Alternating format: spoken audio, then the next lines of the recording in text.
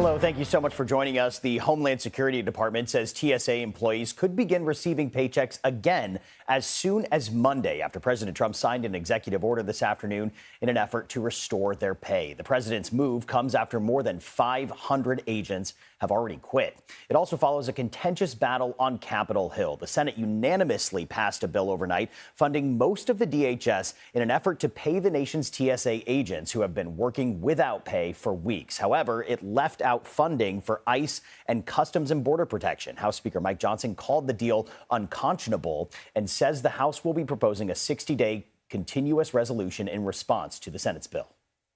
We're going to put a clean, simple, continuing resolution that will go until May 22nd. It's just a number of weeks to allow for all those who sacrificially serve the country and protect other Americans. All these agencies, 10 agencies under the Department of Homeland Security, will continue at their current funding levels to make sure that they are protected.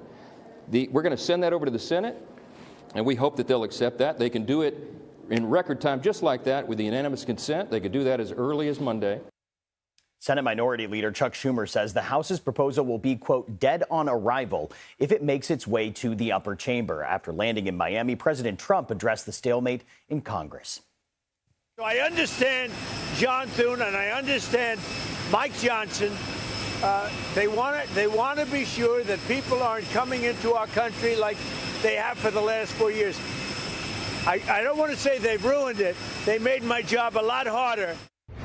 All right, let's bring in CBS News congressional reporter Taurean Small. He's joining us from Capitol Hill. Taurean, good to be with you. Now, it sounds like there is another stalemate between the House and the Senate. What happens now? And once a deal eventually passes, is there any idea of how long it could take to see the lines reduce at the nation's airport?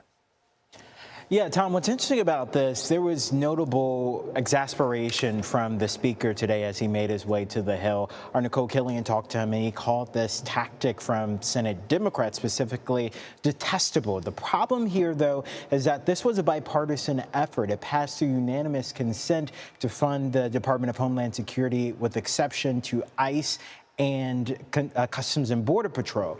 The thing with Republicans on the House side is that there was a growing number of members in their conference who were uncomfortable with that. The House Freedom Caucus held a press conference saying they would not support this, even though the numbers were there because, according to Leader Jeffries, most, if not all, Democrats would have supported this bill. That's when we saw Mike Johnson take that bill, say it won't be getting a floor vote, and he introduced the short-term spending bill. If this does pass, which is set to go for a vote sometime in the near future, it could be tonight, it could be tomorrow. The problem is, like Leader Schumer laid out, no Democrat will support that. They will inevitably block that, meaning that we'll have a longer shutdown for this department. It'll go longer than the longest government shutdown in U.S. history, which is about 43 days. Yeah, you know, the House Speaker sounding actually pretty resolute and pretty angry when he gave those remarks earlier today. Now, I want to move on to President Trump. He signed an executive order to get TSA workers paid. How does that exactly work, and where would that funding come from? Well, what's interesting about that, he told reporters today when they asked him about where those funds were coming from, he said to ask Russ Vought. So he's putting the onus on them to figure it out, folks in his Treasury Department and other cabinets, to figure out where to pour that money.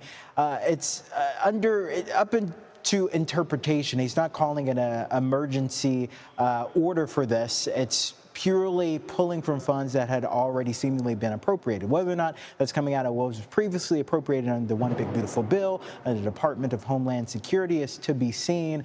But that's given a lot of Republicans on the House side leverage in these ongoing negotiations, saying we no longer have to worry about the stressors that came from the lack of paychecks for those TSA employees. Now we can focus on purely negotiating what they want to see in this, which is ensuring that the department is open fully.